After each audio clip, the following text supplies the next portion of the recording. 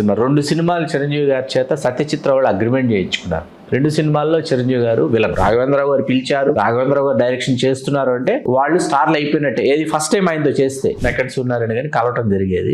మనకేంటి ఆయన చూస్తే అడవిరాముడు తీసిన ప్రొడ్యూసర్ అన్నది ఉంటుంది, one of the producer Adavi Ramudu అన్నది ఉంటుంది. ఆయన ఒక రోజు నేను అడిగా, ఏంటి సార్ చిరంజీవి గారిని ఇట్లా 2 సినిమాలు అగ్రిమెంట్ చేయించుకొని 2 సినిమాల్లో విలన్ గా యాక్ట్ చేయించుకున్నారంటే ఆయన మొహం కందగడ్లాగా మారిపోయింది అన్నమాట. ఏం మాట్లాడి ఆన్సర్ చేయలేదు ఆయన. నమస్తే, తెలుగు రాజ్యంకి స్వాగతం.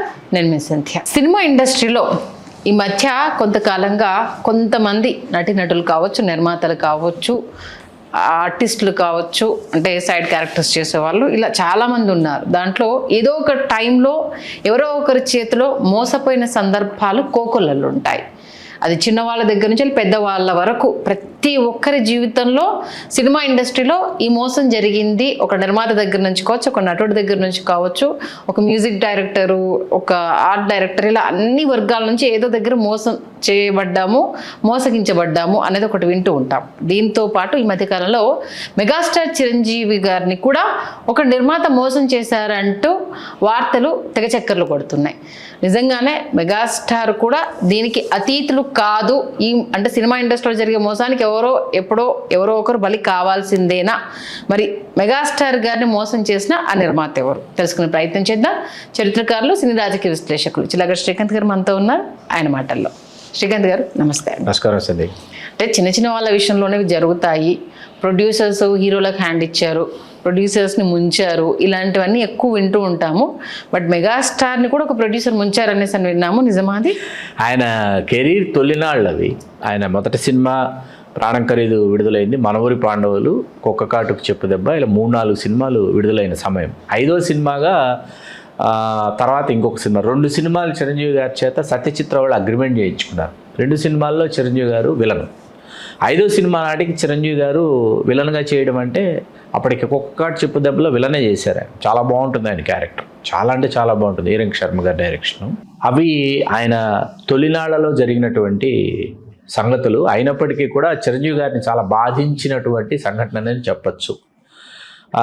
ప్రాణం ఖరీదు, మన ఊరి పాండవులు, కుక్క కాటుకు చెప్పు దెబ్బ ఇవన్నీ విడుదలైపోయాయి. 4 సినిమాలు విడుదలయ్యాయి ఇప్పటికీ. 5వ సినిమాగా సత్యచిత్ర వాళ్ళది ఒప్పుకున్నారు. కొత్తలుడు, కృష్ణ గారి హీరో, చిరంజీవి గారు వెళ్ళను. కాకపోతే వాళ్ళు ఏం చేశారంటే చాలా తెలివితేటలు ఉపయోగించి 2 సినిమాలు అగ్రిమెంట్ చేయించుకున్నారు చిరంజీవి గారి చేత. కొత్తలుడు, కొత్తపేట రౌడీ, అది తర్వాత వస్తుంది. అది సేమ్ కాంబినేషన్, కేవి మహాదేవన్ గారి మ్యూజిక్, పి సాంబశివరావు గారి డైరెక్షన్. ఇది వాళ్ళు ఆరుబిల్లి సత్యనారాయణ, నెక్కంటి సూర్యనారాయణ అని 2 నిర్మాతలు. వాళ్ళు ఎందుకు చిరంజీవి గారు ఒప్పుకున్నారంటే వాళ్ళు సత్యచిత్ర వాళ్ళంటే ఎన్టీ రామారావు గారితో అడవిరాముడు తీసిన ప్రొడ్యూసర్స్. ఎన్టీ రామారావు గారితో అడవిరాముడు అంటే ఒక చరిత్ర, ఒక ప్రభంజనం, ఒక సంచలనం. అటువంటి నిర్మాతలు కృష్ణ గారితో సినిమా చేస్తూ తీసుకున్నారు. కాకపోతే 2 సినిమాలు అగ్రిమెంట్ చేయించుకున్నారు. చేయించుకున్న తర్వాత 5వ సినిమా చిరంజీవి గారు విలన్ అంటే చిరంజీవి గారికి కూడా ఓకే. ఎందుకంటే కుక్క కాటుకు చెప్పు దెబ్బలో ఎక్స్ట్రాడినరీ విలన్ అనమాట ఆయన. నటులు కావాలనుకున్న వాళ్ళు ఒకసారి చూడాలి చిరంజీవి గారి పెర్ఫార్మెన్స్. ఆ సినిమాలు చాలా బాగుంటుంది. ఈరంగ్ శర్మ గారి డైరెక్షన్. అయిన తర్వాత 5వ సినిమా కాబట్టి సరే, కృష్ణ గారు హీరో, చిరంజీవి గారు విలను అయిపోయింది. అయిపోయిన తర్వాత కొత్తలుడు తర్వాత మళ్ళీ ఇంకొక సినిమా అగ్రిమెంట్ చేయించుకున్నారు కదా, మళ్ళీ విలన్గా చేయాలి చిరంజీవి గారు.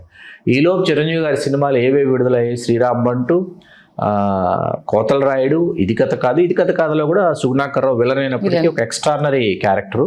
కోతల రాయుడు విడుదలైపోయింది. కోతల రాయుడు విడుదలైంది. ఫస్ట్ 100 days ఫిలిం చిరంజీవి గారికి. కమర్షియల్గా చిరంజీవి గారు ఏంటంటే హీరోగా ట్రాన్స్ఫార్మ్ అయిపోయి హీరోగా ఆయనకి సక్సెస్ వచ్చేసి ఇతను not only he's a villain, he's a hero అని ఇండస్ట్రీ ఆయన్ని పూర్తి స్థాయిలో. పునాదిరాళ్ళు, ఐ లవ్ యూ కూడా వచ్చాయి అప్పటికి. పునాదిరాళ్ళు 7వ సినిమాగా విడుదలైంది. అనుకున్న సమయానికి ఏంటంటే కొత్తపేట రౌడీలో చిరంజీవి గారు మళ్ళీ విలన్ చేయాలి. ఏమండి మొన్నే చేశాను కదా కొత్తలుల్లో, ఇందులో మళ్ళీ విలన్ ఏంటి అంటే మీరు అగ్రిమెంట్లో ఉన్నారు, నెక్స్ట్ మీరేనండి మా బ్యానర్లో హీరో అని చెప్పారు వీళ్ళు. నెక్స్ట్ మీ బ్యానర్లో నేను హీరో ఏంటి అన్నారండి చిరంజీవి గారు. అవునండి, రాఘవేంద్రరావు గారు డేట్లు ఉన్నాయి మనకి, ఆయన డైరెక్ట్ చేయాలి, మీరే హీరో, మిమ్మల్ని హీరోగా చెప్పారు. అప్పటికి ఇంకా చిరంజీవి గారు రాఘవేంద్రరావు గారి డైరెక్షన్లో చేయలే. మోసగాడు కానీ, తిరుగులేని ఆ తర్వాత వచ్చాయి. రాఘవేంద్రరావు గారి డైరెక్షన్ అంటే ఏంటి, కమర్షియల్గా ఇమ్మీడియట్గా నెక్స్ట్ స్టేజ్కి వెళ్ళిపోవడమే. ఏ ఆర్టిస్ట్ అయినా స్టార్ అయిపోయారు. రాఘవేంద్రరావు గారు పిలిచారు, రాఘవేంద్రరావు గారు డైరెక్షన్ చేస్తున్నారు అంటే వాళ్ళు స్టార్లు అయిపోయినట్టే. ఏది ఫస్ట్ టైం ఆయనతో చేస్తే అలా అడవి రాముడు అనేది అట్లాంటి ఒక హ్యూజ్, ఒక ఎవరు ఊహించినటువంటి ఒక డైరెక్టర్ ఇమేజ్ కమర్షియల్గా రాఘవేంద్రరావు గారికి ఇచ్చిన టైం అది. హాలీవుడ్ సినిమాల స్ఫూర్తితో సినిమా షూటింగ్ అంతా ఒక షిప్లో ప్లాన్ చేసాము, అట్లాంటి సినిమా మీతో చేయబోతున్నాం చిరంజీవి, అది ఇది అని చెప్పారు. పాపం చిరంజీవి గారు నమ్మి కొత్తపేట రౌడీలో విలన్గా యాక్ట్ చేశారు.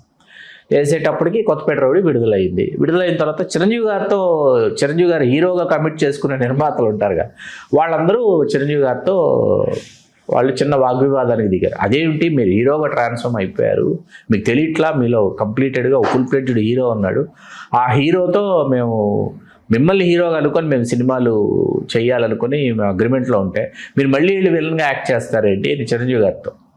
మీరు ఇక్కడ మీకు ఒక సందేహం వచ్చి, మరి న్యాయం కావాలో ఆయన చేసినటువంటి పాత్ర ఏంటి అంటే నెగిటివ్ షేడ్స్ ఉన్నటువంటి హీరో చేశారు. అక్కడ ఏంటి, చిరంజీవి గారిని పరిచయం చేసిన క్రాంతి కుమార్ గారు. క్రాంతి కుమార్ గారు నన్ను పరిచయం చేశారు కాబట్టి క్రాంతి కుమార్ గారు పిలిచి కొత్త మలుపుని నవల డి కామేశ్వర గారు రాశారు. ఈ పాత్ర నీకు చాలా బాగుంటుంది, నటుడిగా నీకు చాలా పేరు వస్తుంది, సినిమా పెద్ద విజయం సాధిస్తుంది, చెయ్యి అంటే చేశారు చిరంజీవి గారు న్యాయం కావాలి. ఓకే, అప్పటికి ఆయనే హీరో, కాస్త నెగిటివ్ షేడ్స్ ఉన్నటువంటి హీరో ఆ సినిమాలో. అట్లాగా రాధిక గారి మొదటి సినిమా, ఫస్ట్ ఫిల్మ్, రాధిక గారికి తెలుగులో ఫస్ట్ ఫిల్మ్, శారద గారు జగ్గయ్య గారు, ఆ సినిమా చాలా అద్భుతమైన సినిమా, 175 days ఆడింది. ఇప్పుడు ఇక్కడ ఈ ఆర్మిల్ సత్యనారాయణ గారు, నెక్కడి సూర్యనారాయణ గారు, వీళ్ళిద్దరూ చిరంజీవి గారిని అట్లాగా మోసం చేశారని చిరంజీవి గారి ఒక సందర్భంలో ఈ కొత్తలుడు కొత్తపేట రౌడీ సినిమాల గురించి ఆయన ప్రస్తావించారు ఒక ఇంటర్వ్యూలో. నాకు అది బాగా గుర్తుండిపోయింది. ఆ తర్వాత ఫిల్మ్నగర్ కల్చరల్ సెంటర్లో ఆర్మిల్ సత్యనారాయణ గారు చనిపోయారు, నెక్కడి సూర్యనారాయణ గారు ఉన్నారు. తరచూ మామూలుగా ఫిల్మ్నగర్ కల్చరల్ సెంటర్కి వెళ్ళినప్పుడు నెక్కడి సూర్యనారాయణ గారిని కలవటం జరిగేది. మనకేంటి, ఆయన చూస్తే అడవి రాముడు తీసిన ప్రొడ్యూసర్ అన్నది ఉంటుంది, వన్ ఆఫ్ ద ప్రొడ్యూసర్ అడవి రాముడు అన్నది ఉంటుంది. ఆయన ఒకరోజు నేను అడిగా, ఏంటి సార్ చిరంజీవి గారిని ఇట్లా 2 సినిమాలు అగ్రిమెంట్ చేయించుకొని 2 సినిమాల్లో విలన్గా యాక్ట్ చేయించుకున్నారంటే ఆయన మొహం కందగడ్లాగా మారిపోయింది అనమాట. ఏం ఆన్సర్ చేయలేదు ఆయన, చాలా సైలెంట్ అయిపోయారు అనమాట ఒక్కసారిగా. అంటే మీకు ఇక్కడ విషయం చెప్పాలి, ఇది తమ్మారెడ్డి భరద్వాజ్ గారు చెప్పింది. కోతల రాయుడు మొగుడు కావాలికి స్వయంగా తమ్మారెడ్డి భరద్వాజ్ గారు చెప్పింది. నా రెమ్యూనరేషన్ ఎంత అని కానీ, నాకు రెమ్యూనరేషన్ ఇస్తున్నారా అని కానీ, నాకు ఇంత రెమ్యూనరేషన్ కావాలని కానీ చిరంజీవి గారు ఇప్పుడు అడగలేదంట. ఓకే, ఆ 2 సినిమాలకి చిరంజీవి గారు రెమ్యూనరేషన్ తీసుకోకుండా నటించారని తమ్మారెడ్డి భరద్వాజ్ గారు చెప్పారు. ఇప్పటికీ చెప్తారు ఆయన. నేను అడిగే, మరి రెమ్యూనరేషన్ తీసుకోకుండా ఎలాగంటే, అతను హీరోగా ఎదుగుతున్నటువంటి టైంలో కోతల రాయుడు నా మీద, టైటిల్ నా మీద ఉంది, కోతల రాయుడు నేను. తర్వాత ఏంటి, చిరంజీవి గారికి అది ఫస్ట్ 100 days ఫిల్మ్ అవుతుందని ఎవరు ఎక్స్పెక్ట్ చేయలే. కానీ చిరంజీవి గారు అప్పటికి అప్కమింగ్ ఆర్టిస్ట్, ఈ అప్కమింగ్ ఆర్టిస్ట్ని హీరోగా మనం ఇతనే హీరో అని చెప్తున్నాము అంటే, మీరు ఆ సినిమా చూస్తే వాళ్ళకి టైటిల్స్ చిరంజీవి గారి నంబర్ ఆఫ్ స్టిల్స్ తీసుకుని చిరంజీవి గారు రకరకాల వేరియేషన్స్, రకరకాల ఎక్స్ప్రెషన్స్ తీసుకుని టైటిల్స్ కట్ చేశారు. కోతల రాయుడు టైటిల్స్ అయిపోయి లేపు ఏంటంటే, చిరంజీవి అనే అతను కొత్త నటుడు కాదు, కొత్త హీరో కాదు, మనకు బాగా తెలిసినటువంటి అనేటటువంటి ఒక భావనని ఆడియన్స్ లో రిజిస్టర్ చేశారు. ఎందుకంటే ఆల్రెడీ చూశారు, కాకపోతే హీరోగా కొత్త రోల్ ప్లే చేస్తున్నాడు అనేది. అది 100 days ఫిల్మ్ అయింది ఆయనకి డైరెక్ట్ గా. తర్వాత మొగుడు కావాలి 175 days అయింది. రెండింటికి కలిపి భరద్వాజ్ గారు వాళ్ళు క్రాంతి కుమార్ గారి అధ్యక్షతన వాళ్ళు చేశారు. 2 సినిమాలకు కలిపి వేడుకలు చేశారు. సరే, మనం సరదాగా చెప్పుకోవాలని అనుకుంటే ఇంకొక అద్భుతమైన సంఘటన ఒకటి ఉందండి. అది ఇప్పటికీ ఎప్పటికీ నాకు చాలా నవ్వు తెప్పిస్తుంది, విన్నా ఎప్పటికీ. మీకు తాయారమ్మ బంగారాలో చిరంజీవి గారు ఆ క్యామియో వచ్చాయి, ఆ క్యారెక్టర్ గెస్ట్ రోల్ కదా, వితౌట్ డైలాగులు ఉండవు.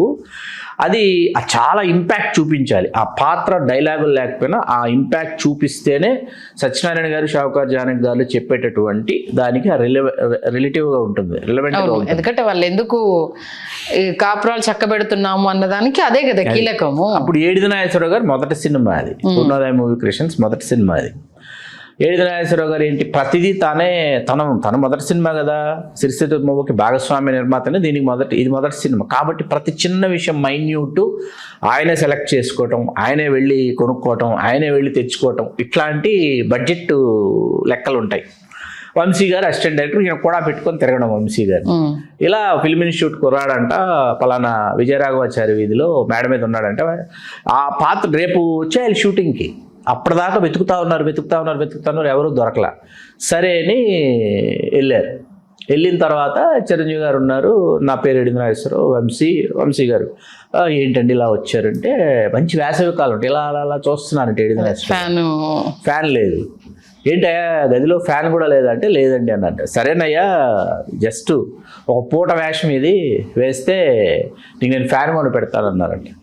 సరే అని వెళ్ళారు, వేశారు, వచ్చారు.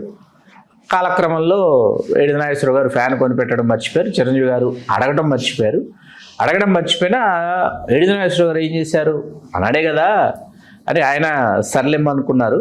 శతదినోత్సవ వేడుకల ఆహ్వాన పత్రికలో చిరంజీవి గారి పేరు వేశారండి. చెప్పారు. శతదినోత్సవ షీల్డ్ ఎన్టీ రామారావు గారి చేతుల మీదుగా చిరంజీవి గారికి ఇప్పించారు.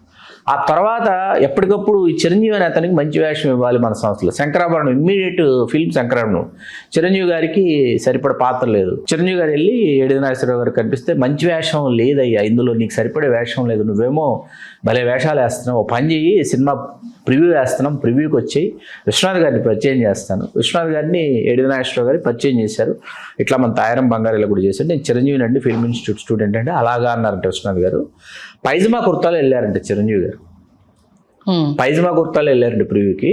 ఆ పైజమా ఈయన సినిమా హీరో అంటున్నారు, పైజమా కుర్తాలో వచ్చాడు ఏంటని ఆ ప్రివ్యూకి వచ్చిన రామలింగయ్య గారు అమ్మాయి సురేఖ గారు చిరంజీవి గారు మొట్టమొదటిసారి శంకరాభరణం ప్రివ్యూలోనే చూశారు. ఓకే. ఆ తర్వాత చిరంజీవి గారు ఎదిగే క్రమంలో ఎడిది నాగేశ్వరరావు గారు ఆ తర్వాత స్వయం కృషి కంటే ముందు వాళ్ళ మధ్య చాలా అనుబంధం ఏర్పడినా, ఎప్పుడు ఎడిది నాగేశ్వరరావు గారు ఎదురుపడ్డా చిరంజీవి గారు నా ఫ్యాన్ ఎక్కడండి అని అడుగుతుండేవారు. అని చిరంజీవి గారికి ఫస్ట్ రెమ్యూనరేషన్ ఏదైతే మనం ₹1,00,00,000 అంటామో, 1,25,00,000 అంటే 85 లక్షలు ఘరానా మొగుడికి అయితే 1,25,00,000 ఇచ్చినటువంటి నిర్మాత ఎడిది నాగేశ్వరరావు గారు అయ్యారు. ఓకే. ఇక్కడ మోసం చేశారా, మోసపోయారా, ఇవన్నీ ఎవరు, చాలా సినిమాలు అండి, చాలా మందికి తెలియని విషయం ఏంటంటే, చాలా సినిమాలు తొలి దశలో చిరంజీవి గారు నా రెమ్యూనరేషన్ ఎంత, నాకు ఎంత ఇస్తున్నారు, నేను ఇన్ని రోజులు పనిచేశాను కదా అనేటటువంటి చర్చ చిరంజీవి గారు చేయలే.